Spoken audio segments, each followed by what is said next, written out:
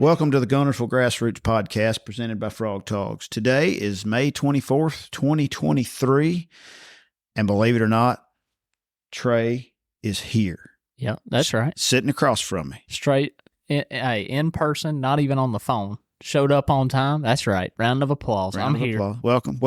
I'm here, boys and girls, ladies and gentlemen. I'm here.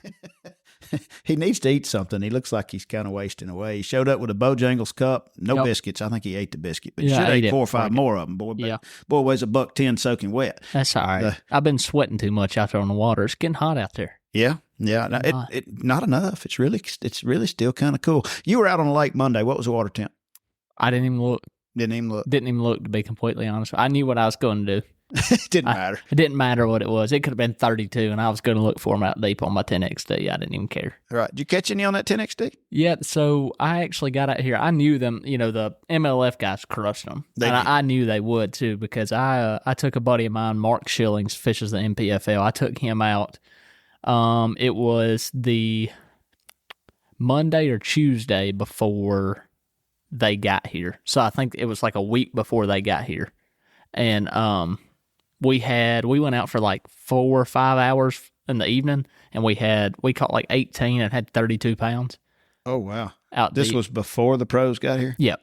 Yeah. They were just now starting to get out deep good. I mean, they were schooled up, but they were real funky. You know how they get when they first get out there, like you catch 1 or 2 and they kind of scatter around. So like we'd catch 1 or 2 out of one school and move and catch 1 and then move and catch 2. But when we got a bite, it was a big one. Like we caught a 7 and a 6 back-to-back cast, and then we couldn't get another bite. Here's what was interesting to me, and I watched some of it, and you didn't because I think you were fishing the Wheeler. But like a lot of those guys were rotating through the same half dozen places. Yeah, it just all came down to timing. And I'm not going to name places, but a lot of them are essentially community holes, and they're dang sure community holes now. We could post the coordinates to it, and it wouldn't get no worse than it already is. Because I went out there on Sunday with my girlfriend, and when them guys were done, right, and the tournament started at 2 o'clock, 2:30 on a Sunday afternoon. On a Sunday afternoon, they ended at 4 o'clock that day. Well, I wasn't going to be that guy. I wasn't going to go fish on top of them or nothing. So I told her, I said, "Hey, she had never been to the back cave down there and on the lower end. So I said, we'll just float around, run around till 4 o'clock when they quit, and we'll start." So we didn't get started fishing until they quit. We started about 4:15, 4:30. And when I tell you, there was 2 or 3 boats on every single deep pole that I have ever even thought I had a bite on. We ran from the lower dam all the way up past Seabold and couldn't get on nothing. And you could tell that, they had followed them around. I know why some people get mad when pro trails come to their lake now. I could see why. Yeah. Because, dude, there was boats on everything. And then me and G went on Monday to fish the Monday nighter, and it was from 4 to 8 o'clock. And, dude, we ended up having to come all the way up past Waterfront. We put in at all reds. We never found a place to set the boat down until we got up past Waterfront. For the record, the Monday nighter's normally the Tuesday nighter, but they had to move it to a Monday nighter that week only. So it's actually on Tuesday night from here Tuesday on out. Nights from here on out. But, man, it was just insane. We couldn't find nowhere to on a Monday afternoon. On a Monday afternoon. And, dude, you could tell, I mean, not trying to be rude or nothing, but you could tell that they had just watched people because they would stay put on one school for like 3 hours, just not move. And probably not catching. Probably not catching nothing. They just watch, which is fine or whatever. But I'm like, man, at least go run to the other 4 spots you saw them sit on so somebody else can get in this rotation. But therein lies my issue with ledge tournaments this time of year. Particularly if you put 200 boats out there. Yep. Is if you find a group of fish, you better not leave them. Yeah, because you're not going to get on anything else. No. I don't mind fishing behind somebody because they prove that, it's just a matter of it's time. It's timing, yeah. But, and luck. Mm-hmm. But this time of year, if you find a group of fish, you better just sit there and wait. And wait it out. It's just no fun to me. No. I liked it better when people didn't know how to do it. And it was just a handful of folks that did. So, I tell you, that's what we run into, fishing at Guntersville. And like I said, they're biting around a little bit. They really were biting a week before they got here, but them guys crushed them, and then all the pressure from the people following them around is really getting to them now. And like, dude, you can pull up on the school and they'll be dotted up everywhere and can't get a bite. You can just tell it's just from pressure. And like, man, they're not out deep good. We'll say that too right here on the podcast in front of everybody. Dude, they are not out deep good. Like, it's the end of May. It's May 24th, and I feel like it's April 24th.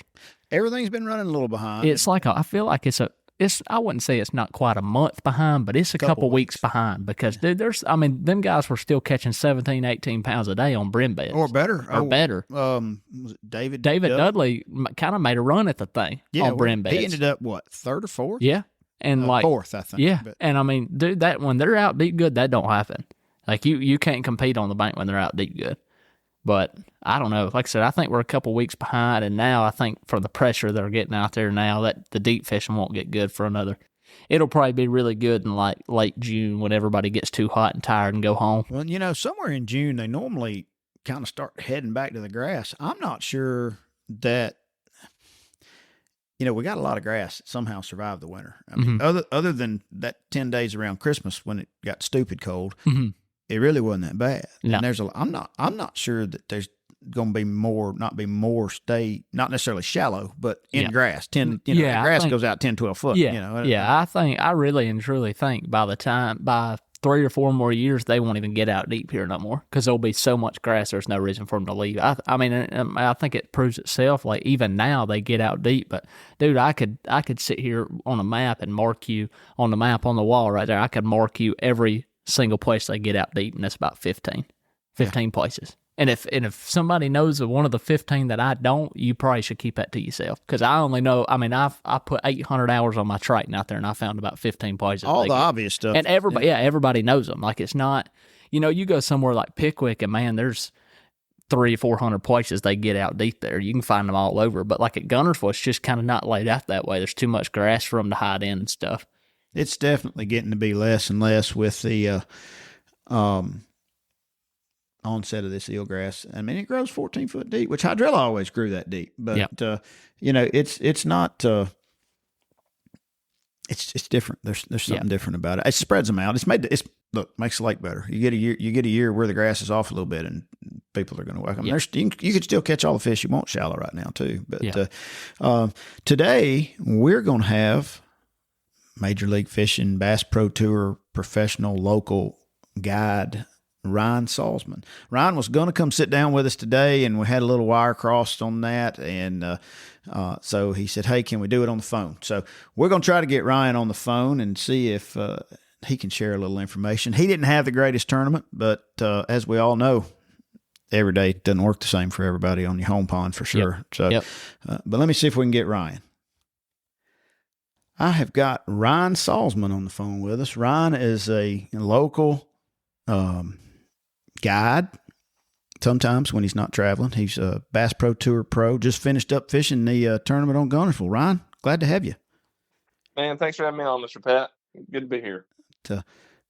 Well, Ryan, I was pulling for you real hard last week because I know you, and I'm like, hey, he's a good dude. He knows how to catch him on Guntersville, and he also knows how humbling it can be. Oh, for sure. Yeah, man. I got that a lot from people, man. We were pulling for you. I was pulling for me too. But sometimes the best I can crack it up to be is it just wasn't meant to be. Sure. Hell, my tournament, I was fishing the same places as Jacob Wall, who got second. Heck, a few of the places I showed Jacob. Sure. And I mean, I just can't explain it. All about timing. And that's not even that, buddy. I mean, I had them hooked. They'd bite it. I wouldn't hook them. Day one, I lost the first 9 fish that bit, so I don't got an answer for you. That just doesn't happen. That makes some of Trey's sob stories. Oh, trust me. I've had them days, and you're just like, I just shouldn't even come to blast off. I should have slept in. Like, this is just terrible. This don't happen very often, let alone in a tournament. I can't even recall that ever having a morning start out like that bad. Yeah, I've had a bunch of them tournaments, and it's like, man, I can't go practice 6 days in a row and lose 9 fish like that. Like, there's just no, and they'll have a square bill where you can't even see it. That's like Jason Christie losing that 5 or 6 pounder on a frog, and you couldn't even see the frog. Like, that just don't happen. Right. It's just, man, I call it God and meant to be. Some people call it bad luck, but I know when it's not your time, buddy, it's not your time. It don't matter how bad you want it. If God says no, he means no. Right. But on the other side, I've been on the winning side. When God says yes, you cannot mess it up. And Wall was kind of in that path. And you, of course, you were fishing, so you don't know this, but I was watching some of it, and it was, I guess, the last day that you fished, Jacob Wall had already quit fishing. But he was out there, but he was just kind of there, and because he was where he needed to be, and you were in the background quite a bit of ways away, and he's over there going, Ryan, come on, buddy, catch one more right before the clock gets here, because I think you needed like one more to make it to the last day or the next to last day, right? I needed just a small coal, and this is how the tournament went. I mean, it just wasn't meant to be. I broke off a giant on a hair jig to start the morning. Oh, and then right at the end, I lost another one.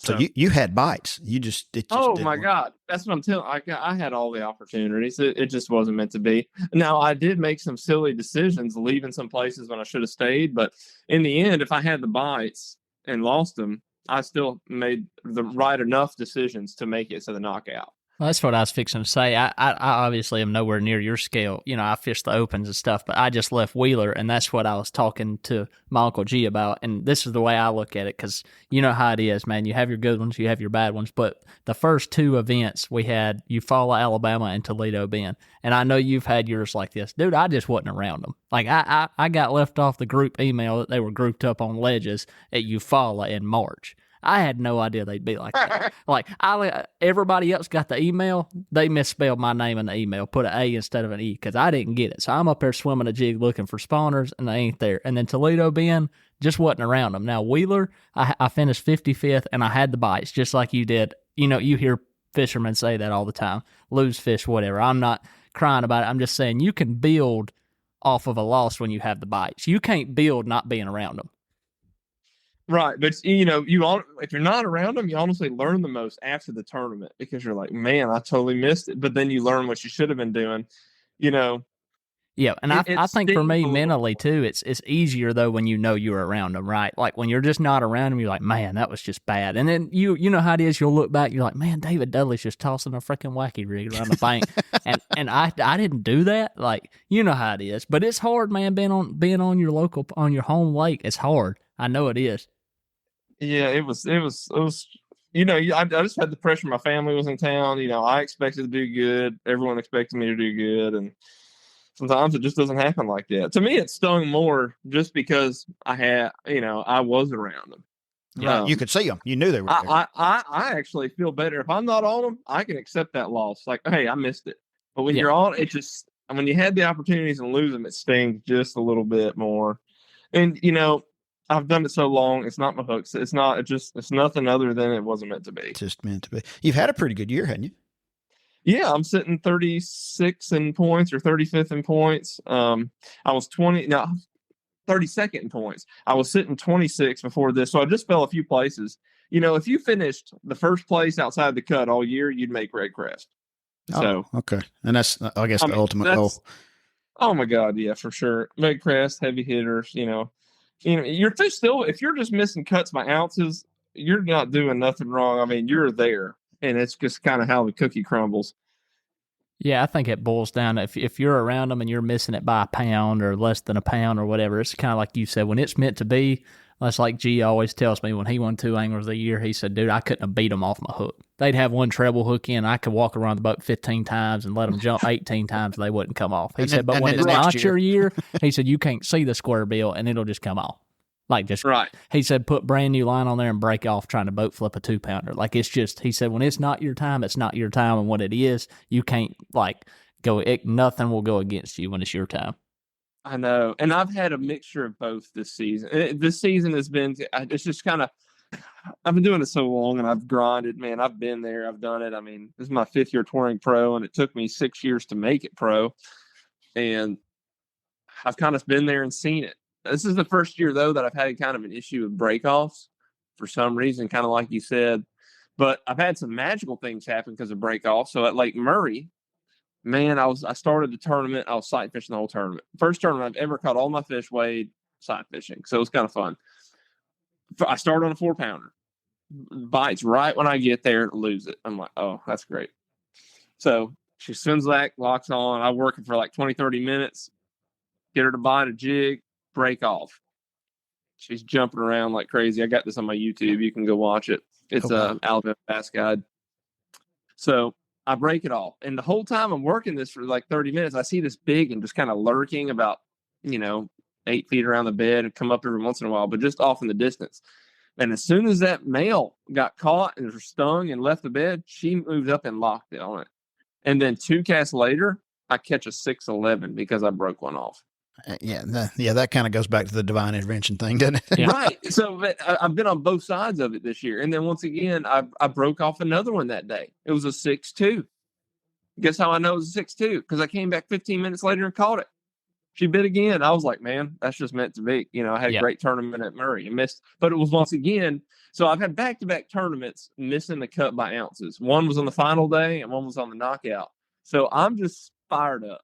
I'm just like, gosh darn it. Now, I say that I did make the top 10 at heavy hitters. I was comfortably in. That's right. I knew there was something that you had done well in. But yeah, so we've been on a run. I mean, I've been fishing really well. I think Guntersville might have been a situation of wanting it too bad. Yeah, I think it's very easy to try to force something, and when you think exactly how it's going to go down, you've been here, you've seen it. And I did know how it was going to go down. But, dude, I'm telling you, when I said I was fishing the same places as Jacob Wall, I was. So the place I started at, and if you've watched them, I started on that place day one. That's where I lost all the fish. He starts there day 2, catches 18 pounds. I'm like, whatever. That's all I could say. I looked at the score tracker and him sitting over there. I'm like, just shoot me in the face. Yeah. So you obviously didn't watch it because you were fishing, but dude, y'all, the ones that had kind of figured out the offshore deal, because they weren't everywhere, but the ones that had figured it out, a bunch of you were rotating through the same 6 to 10 places. It really was only a handful. I think a lot of fish were leaving because there's another shad spawn starting. Right. And because my biggest fish came on a swim bait in eelgrass, but the problem was I couldn't run the pattern because all the floating eelgrass. Gotta love it. Typical. Yeah, but I mean, it is what it is, and everyone knows I'm a swim bait guy. That is the way I've won a ton this time of year, is a swim bait over eelgrass, and every one I got bit doing that was a 4-pounder. But the problem was you couldn't keep it in your hand because you're just wasting time because you can't get a clean cast. Mm-hmm. That's not just a swim bait; it's a true bass swim bait, which happens to be one of my favorites. But. Yep, and I caught them. The ones I caught on in the tournament was on a 1/2 ounce and 5.5 citron. Oh, the old. I don't know what that citron apparently looks like. I've never seen anything in the water that looks like it, but man, they freaking bite that thing. They do. And like I said, I mean, that's like a buzz bait. I've never seen something swimming on top of the water that looks like a buzz bait, but they like it. That's like that citron, dude. I ain't never, but it's like the only one I throw at Guntersville. That's a postpone, come eat me color. Golly, man, they eat it. Man, it's a 365 color for me, dude. I don't know, like you said, I don't know what it is about it. And there's a pretty cool story about citron. I mean, I was starting the company, Matt Allen from Tactical Bassin. Mm-hmm. I asked Matt and reached out and said, Matt, if you had to make a swim bait color, what would it be? He said, make this color right here. And it was that one that Zoom was making. Yeah. And I was like, man, it's just got too much chartreuse. So I kind of made it how I would want it to be, with just that thin line of chartreuse. Uh-huh. And that's how Citron was born. This is cool. We got a new color coming out. It's not out yet. I have a few samples. It's going to be called Tron, Tron. Just take the CI off it. But it's going to be like the sister to Citron. We have a color called Pale Chicken. It's like this clear natural shad. Mm-hmm. And basically we use the base color for that and put Citron on the back. So it's like a translucent Citron. That sounds sexy. Yeah, it does. It's really good. Well, that's what my buddy Daniel that won the boat tag with a Bass Cash Bash, he actually caught it on a Citron 4.5. That's what he caught it on. Yeah. Yep. Did he really? True Bass it was the 3/4 ounce 5/0 head or 5/0 hook with a Citron swim bait. That's what he caught it on. Won the freaking boat. What? That's so cool. How about that? Yeah, I don't know. I got tangented off on the swim baits there, but I think fish were leaving a lot of the deep areas and going back to the grass. I've seen it time and time again. Early May or early ledge season during May, if you get several rounds of rain, get a little color in the water, that water cool back off, that shad spawn will start popping off, and those fish will leave several good areas, like the head of Buck Island. When it started the tournament, loaded with fish, and I should have started there, but I knew I would be sharing it with boats. That's why I didn't go there. But I like the 4 guys that went there all had 20 pounds on day one. So Lavina, I think, was out there, wasn't he? Yeah, that was one of the decisions I kind of regretted starting not to go in there. But by the end of day 2, they were all gone. and there was just catfish out there. I think he caught a great big one on camera. I mean, like big as that table you're sitting at, Trey. Really? Yeah. Yeah. Well, that's what. Yeah, Like, I mean, I could tell. I mean, I've been on that lake. I know what they look like when I go over them. So, I mean, I knew. I was like, those are catfish. And the guy, my boat official, was like, you sure? I was like, I'm dang 100%. Those are cats. I just left. You've spent a minute or two out there, so. Yeah. On day 2, I tried to fish free as I could. And that's when I'm doing my best, man. I ran up the lake. I hit, every little, I was fishing a lot of hard spots in eelgrass. They were all loaded with them. It was awesome. And, but like you said, catch one, then you had to let them rest. But dude, I would catch one, try to let it rest. And guess what? I come back and local would be on it every time. Yeah. But I'm telling you, I got a bad euphemism I'll tell you off the phone, but I couldn't do nothing. I mean, it just wasn't going my way. Right. Like, that's all I could say. It was wild. All I could do was laugh about it. I was like, whatever, but I don't quit. I fished all the way to the end. And as you can saw both days, like right at the end, I made a little comeback because I had this one school that would be biting right at the end of the day. And that's where I caught that 3 something and another 3 and then lost another one right there, right at the end.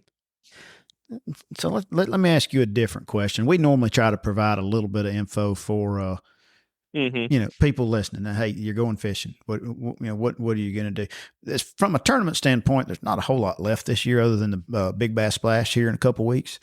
Okay.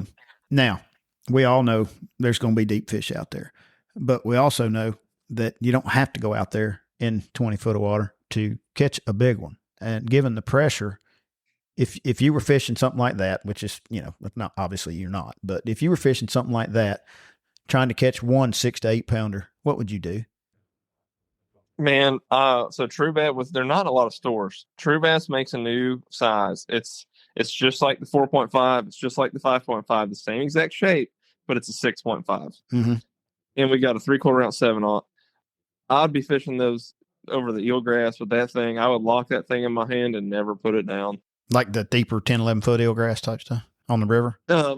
Shallow stuff too. I'd probably have one on a big 8/0 belly weight hook, and then I'd have one on a jig head. It's funny. So looking back, since talking about the big fish, I've weighted several big fish and won a big bass in a BFL, but every really, really big one I catch this time of year, like through fall, it seems to be in 3 foot or less water. That's kind of Trey and I were talking about that. Yeah, you got to catch one. You're not trying to catch 5. You want to catch one. Yeah, even if you were trying to catch a bunch, I swear, I think with the pressure and everything nowadays this lake gets, I really think that like 70 to 80% of the fish live in the grass all year. I couldn't agree more. And that's probably another reason that we see them. So like they come out, y'all were smashing them. And maybe there wasn't a shad spawn, but I did see it. Even if there wasn't, maybe they leave because of the pressure. They're like, oh, not this again, Yeah.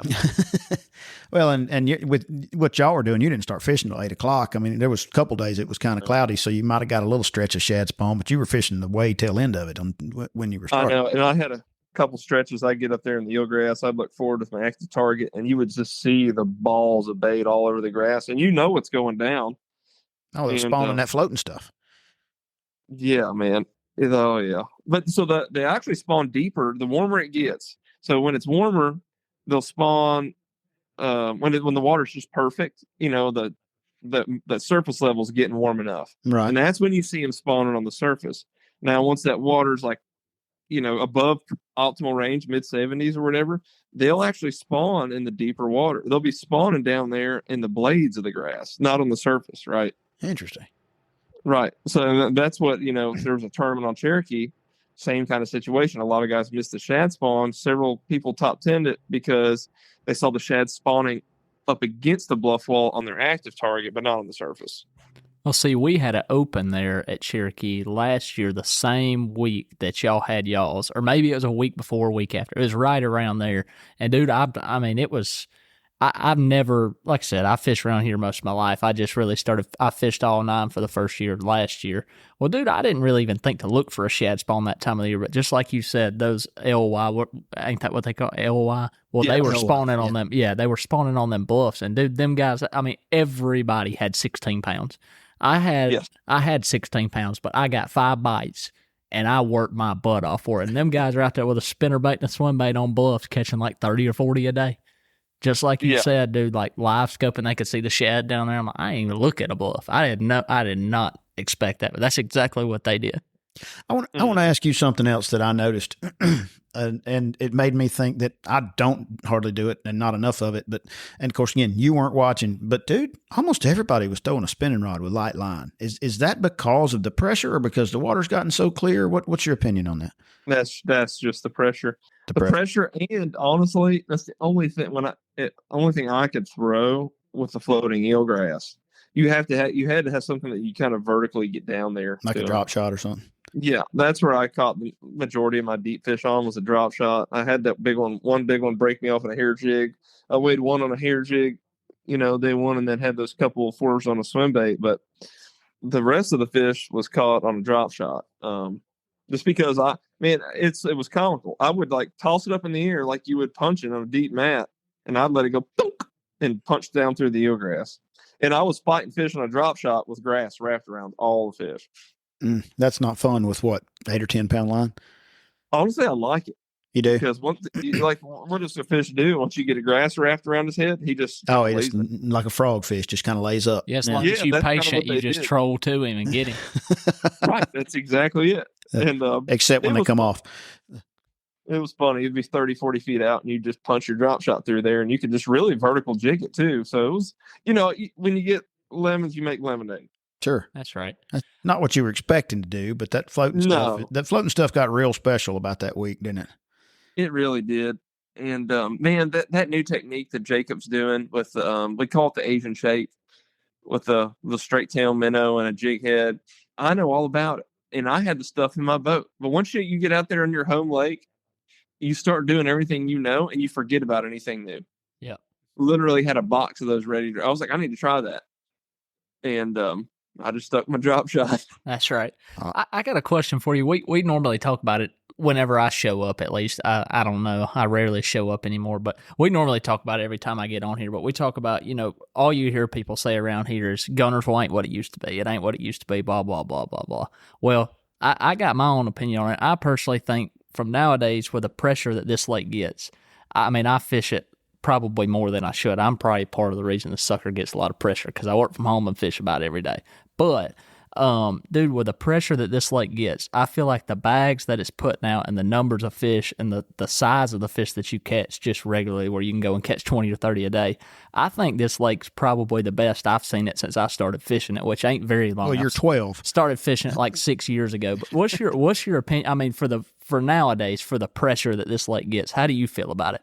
Man, so when I first started guiding, the first 3 years when I came back from deployment, that's when I started doing it full time. So it was 2015 or 2014. We'll just say 2014 through 2017. Mm-hmm.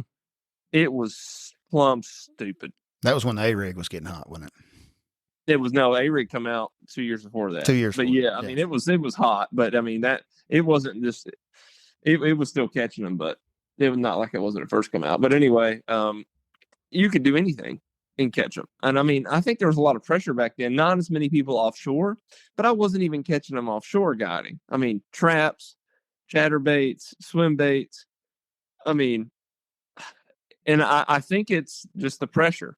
The fishing is as good. I'm not going to say there's as many 6 to 9 pounders as there were back then, but I think there's as many 3 to 6s as there has been in the past. So it's on the mend. That we had a few years where there just wasn't a ton of big ones. Like for the last 2 years, I hardly caught any over 7. Mm-hmm. And this year, well, I hadn't fished it that much, and we've caught 3 over 7 and 9, and several 6s. So.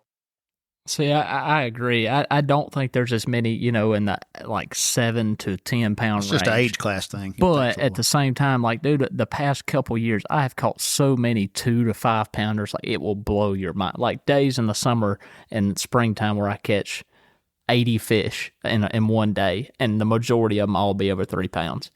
Like I think this lake's just chock full of them, and I do think the pressure, like while we're speaking, it's getting beat up right now. I guarantee it. When I drove by All Reds, there was like 30 boats there, and it's always that way. But I think for the pressure this place gets, it still blows my mind. Like last year, I think we had like a 2 week span where we weighed in 30 in the Sunday evening, And then the Sunday morning out of Waterfront took 31. And there was a tournament out of Goose Pond that took 29, and it took like 22 to get a top 20. Like, dude, I mean, the weights that this place still puts out for the amount of pressure it gets blows my mind.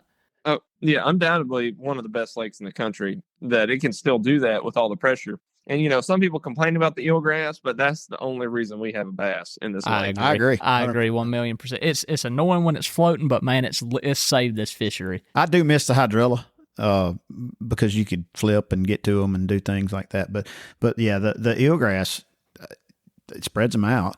It makes places almost, sometimes totally unfishable. Like Ryan just said, he said he had a whole nother pattern of fishing swim baits and he couldn't do it because of the floating stuff. So, but it for sure makes, and it just doesn't go away. Yeah, but it does if there's current. It moves around. It'll give you windows if there's current.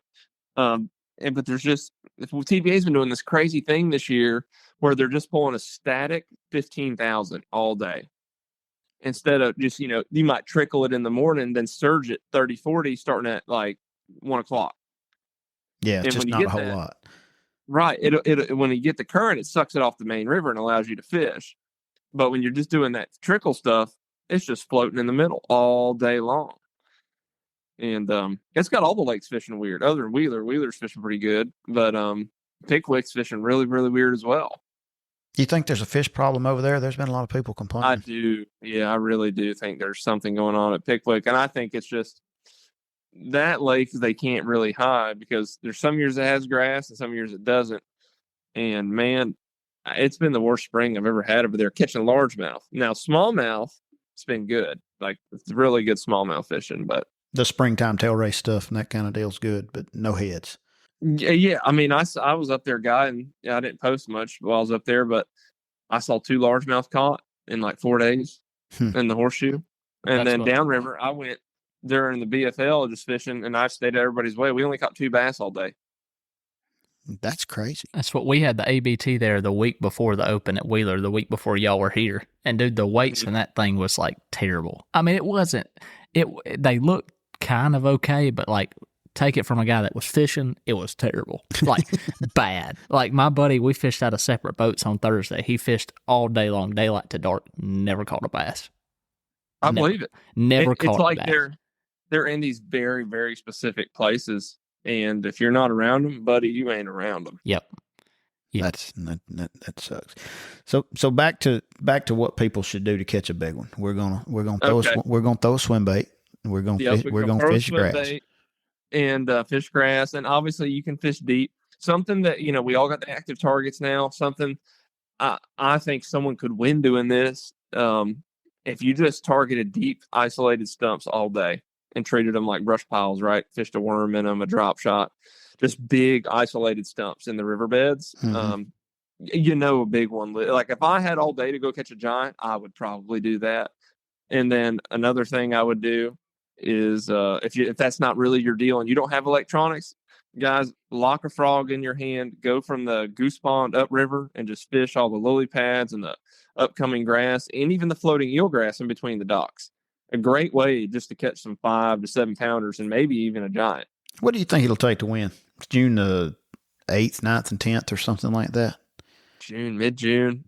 I'm going to say 8.5. 8.5. Yeah. I was going to say 9. You think 9? So I was going to say high. It's like a 9. I don't know if you get over 9. I'd say right around 8.75. Right. I mean, depending on how fat that fish is, but it's going to be around that size fish. Yeah.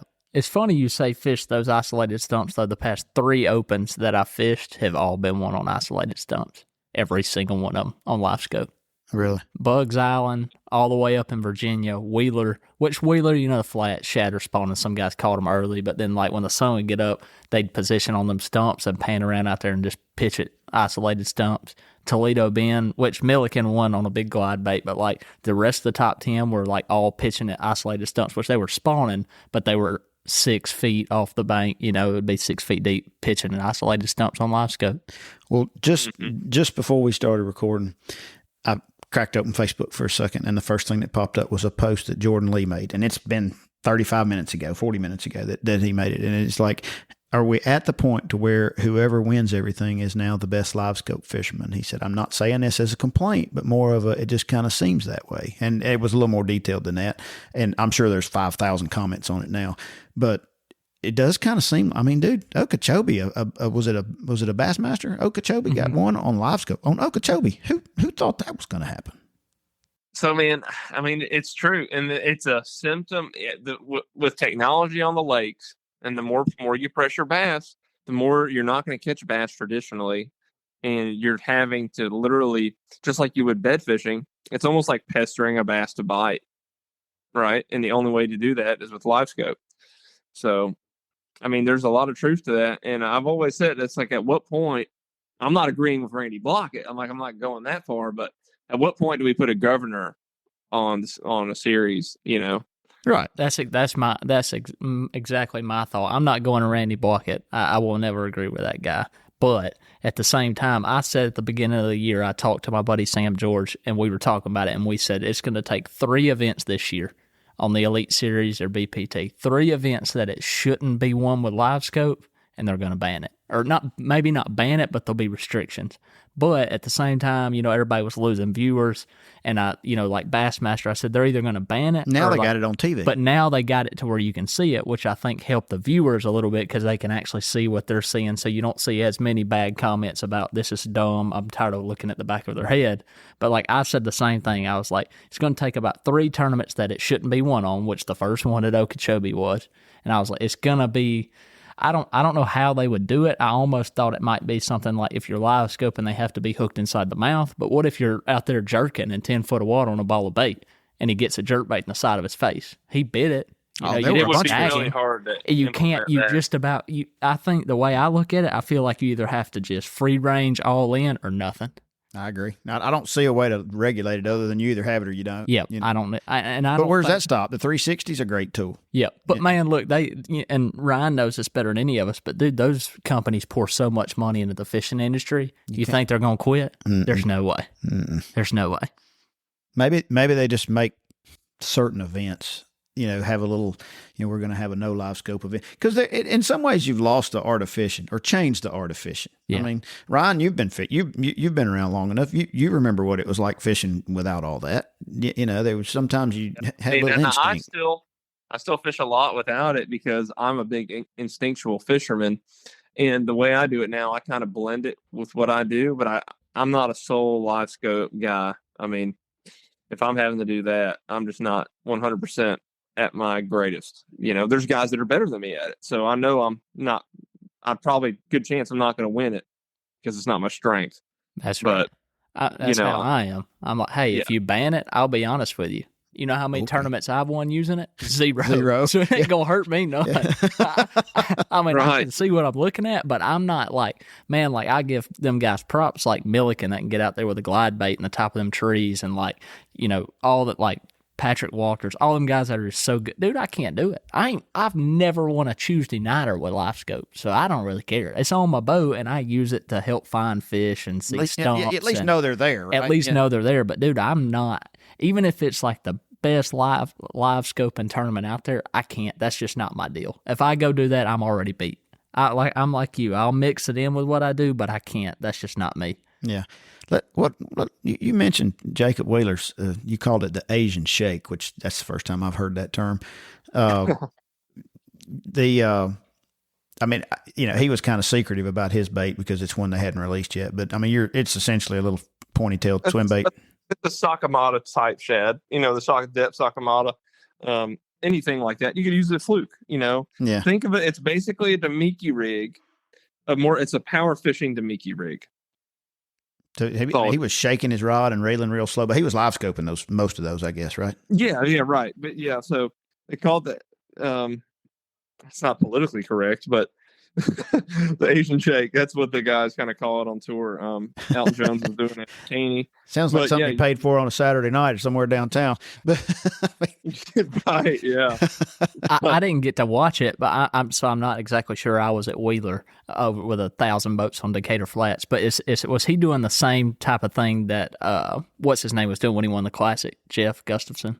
Yes. Same thing. Yeah, well, Jeff was drifting in that current, but I didn't really get to watch that too much because we had a tournament as well. But I think he was more kind of vertical doing it, and like you said, kind of drifting. So this is you kind of cast it, and you would retrieve it like you would a swim bait, but you're imparting the action by shaking your rod tip on the fluke. Yep. Right. So it's a real subtle shake while you're reeling, and it's just something the fish haven't seen yet. I was about to say, I think it boils down to exactly what we were talking about. These deep fish out here get more pressure now than they ever do, and I think that's something they ain't never seen. So that is probably why he blew it out of the water. Oh, he did. He made it look silly. Yeah. I mean, now, I'll say this. Jacob Wall, who I've only talked to once or twice ever, but I know he fishes a lot. I know you're buddies with him, Ryan. But like, dude made it look silly the first 2 days. I mean, and he was like, man, this is ridiculous. He quit fishing the stuff he knows. He went to Bridges and caught 4 and 5 pounders. So, I mean, buddy, I'm going to tell you right now. And Jacob's a heck of a fisherman. I've shared the boat with him. He's as good as anybody. And you know when you fish with someone, if they've got it, Jacob's got it. But the thing I know is when it's going your way, just like Trey said and G said, buddy, you can't stop that. That train's going. Right. And they're going to bite your hook. You can't take them off it when it's your tournament. I was hoping he'd win, but, you know, when Wheeler caught 29 pounds that day, I went, ooh, that's going to be a...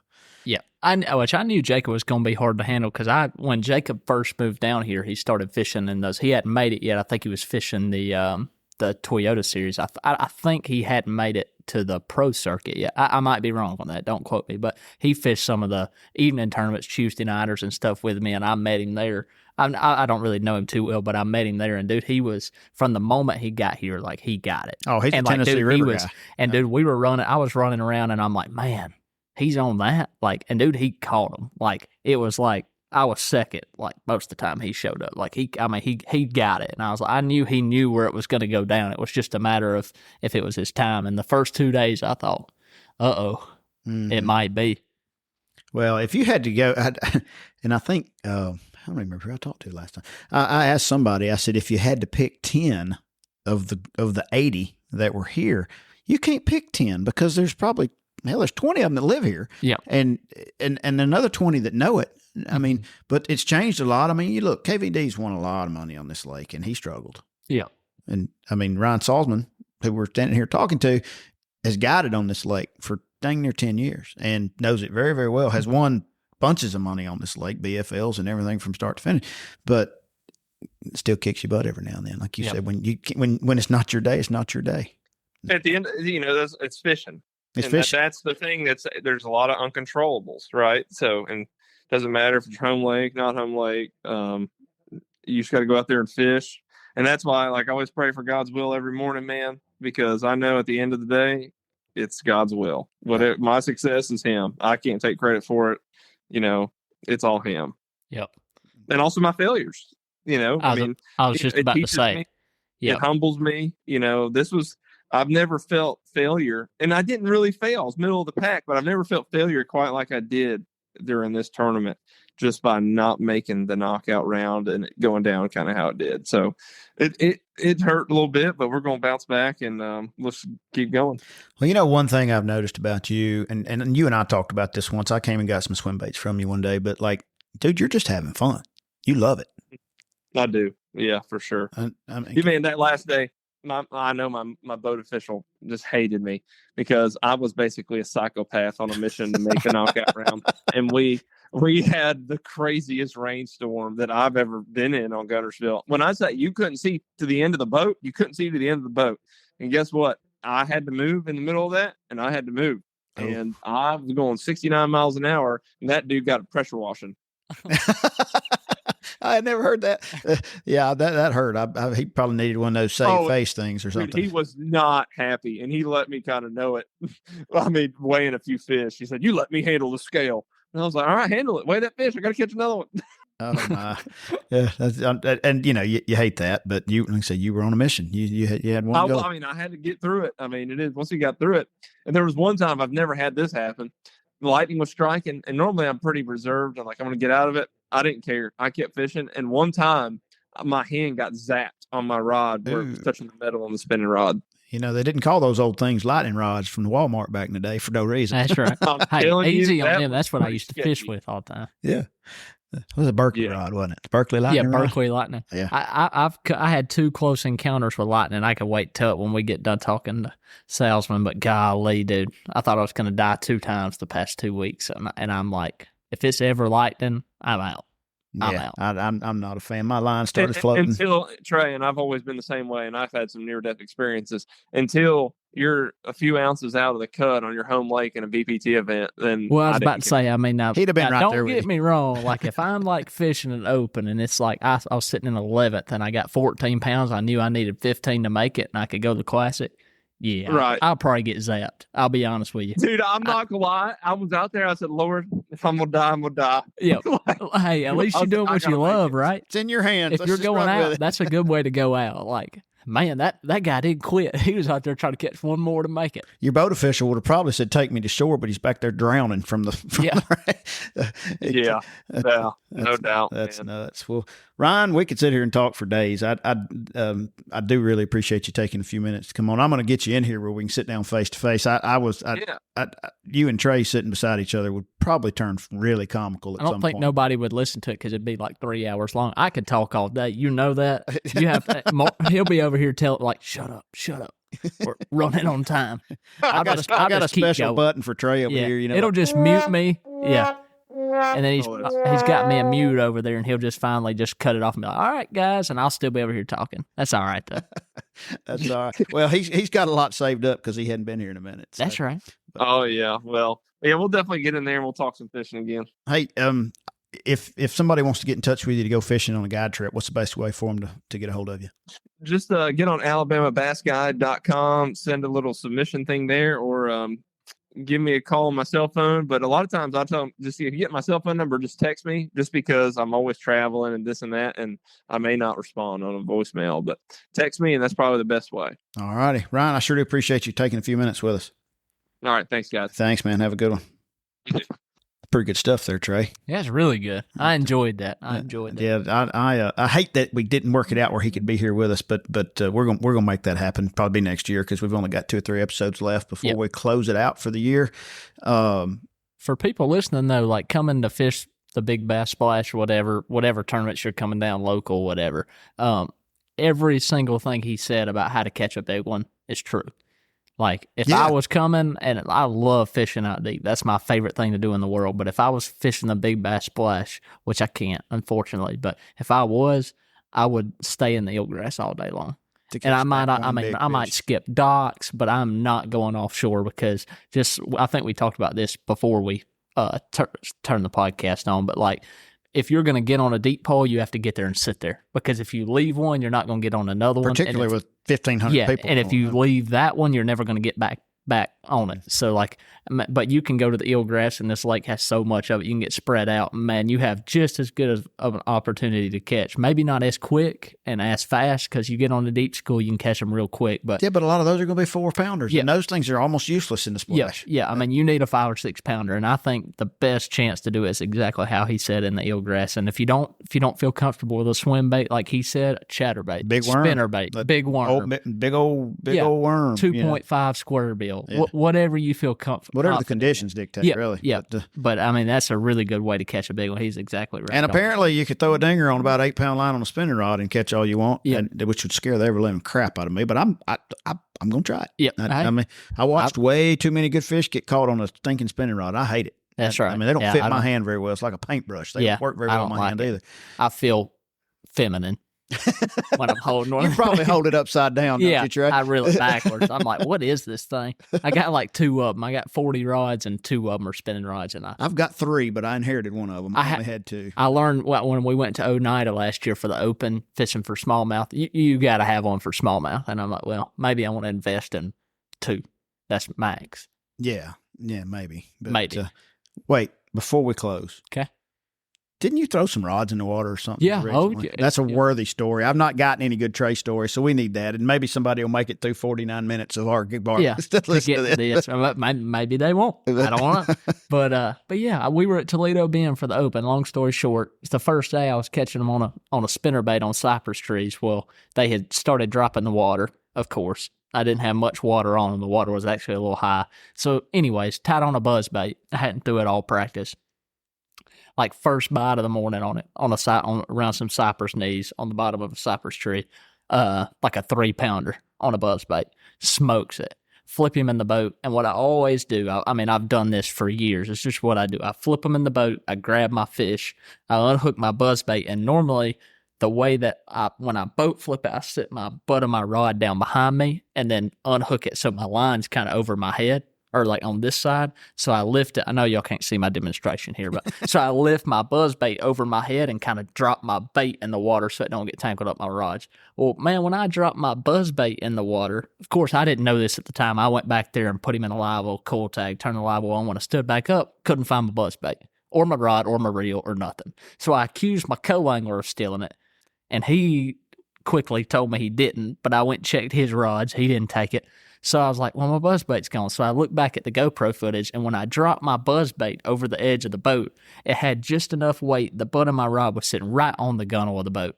And when it dropped, the buzzbait had just enough weight to where it lifted the butt of the rod up, and it just barely So what lifted. you're saying is those rods don't float? No. Well, I was so dumb and didn't hear it. I didn't even know. Like, it could have floated for 2 or 3 seconds, 5 seconds, but it took me, probably 2 minutes to turn the live oil You didn't on, know it was put a coil gone. tag. I didn't even hear it, so I had no idea it was gone because I was so obsessed that it had a whole crawfish in its mouth.